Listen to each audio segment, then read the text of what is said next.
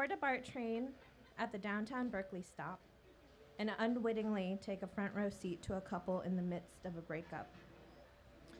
She is the hottest girl in organic chemistry hot, and her partner has the enviable bangs of every manic pixie girl of my dreams, and I find myself rooting for them. But despite their attempts to speak quietly, I sit close enough to overhear the one-sided breakup. It is the O-chemist who wants out, which she physically expresses by getting off the train at the next stop. Delicate Pixie is left behind in silent tears, some of which are absorbed by the ends of her bangs, never to follow the great circle path down her cheek.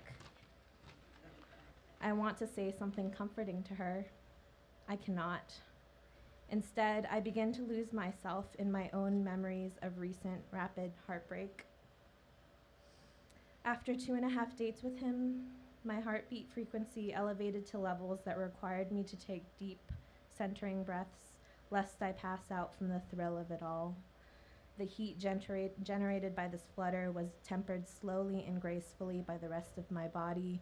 My warm body was the perfect incubator of massive fondness for him.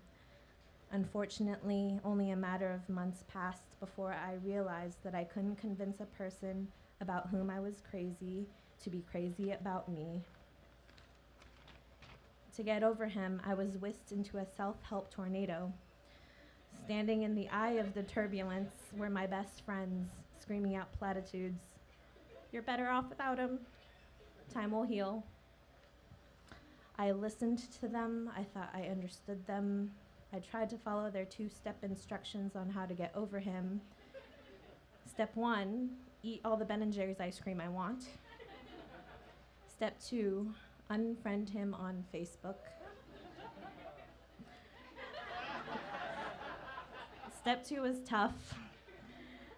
Facebook publicly declared me as his friend, which meant I could respectfully stalk him, keep him in my newsfeed, and get bombarded with status updates. I saw he friended someone who had a female first name. Then someone had written something on his wall with a winky face, referring to an annoying inside joke. I saw a newly uploaded picture of him at dinner with his friends, and I wondered what occasion prompted him to spend money on Brussels sprouts and bacon. I saw the smirk he gave while playing intramural softball, which I interpreted as an affectionate side glance given to someone frustratingly out of view from the camera. And then I run out of photos to stare at, and I feel robbed and isolated and scared shitless, and also paranoid about whether he knew I was viewing his photos with alarming frequency. I saw a constant feed of publicly available, socially acceptable nuggets of pain. I found myself constantly hitting refresh.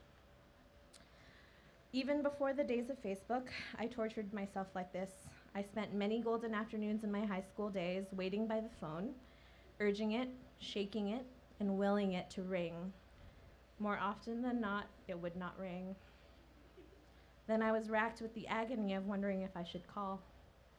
More often than not, I called and quickly hung up. I couldn't help but dial my ex's number, remembering the song those numbers made in the key of dial tone.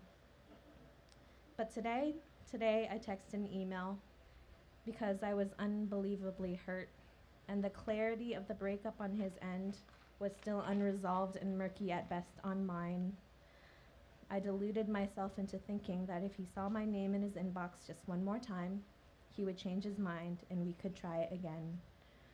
The juxtaposition of thinking I was worthy of a second chance, but also feeling so low, left me in a pool of stagnation. I needed to move on, so I did, quite literally by physically moving. I started driving more just to get out into the world again. While in the car, I figured I would be distracted by the road and unable to use my phone. But with automatic transmission, I can drive with one hand and navigate my phone with the other, illegally, voraciously.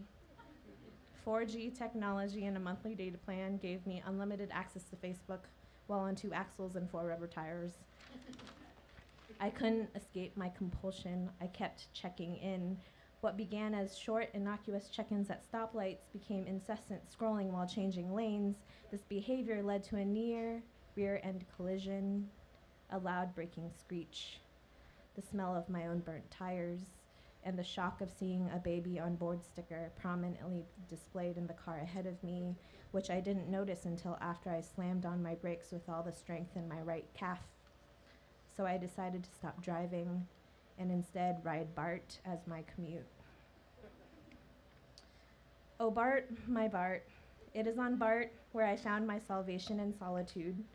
I discovered that the BART route from downtown Berkeley Station across the bay to the 16th and Mission stop in San Francisco took me through the underwater tunnel where the squeak from the rails was deafening and where upon descending into the depths of darkness, all cell phone service or 4G access disappeared. For 30 blissful minutes while speeding through the Trans-Bay Tube, I was restricted from using my phone to call him, text him, or Facebook stalk him.